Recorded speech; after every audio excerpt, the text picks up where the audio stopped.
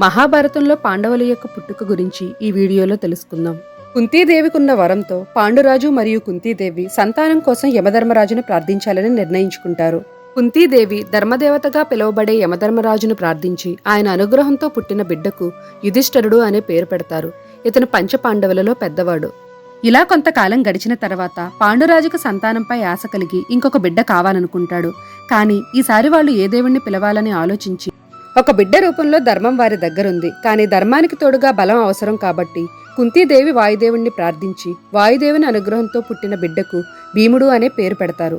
ప్రపంచంలోనే అత్యంత బలవంతుడు భీముడు. ఇతను పంచపాండవులలో రెండవవాడు.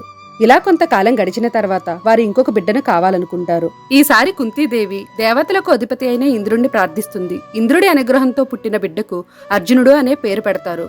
అర్జునుడు విలువిద్యలో చాలా గొప్పవాడు. మహాభారతంలో ఇతన్ని క్షత్రియ అంటారు. అంటే గొప్ప వీరుడు అని అర్థం.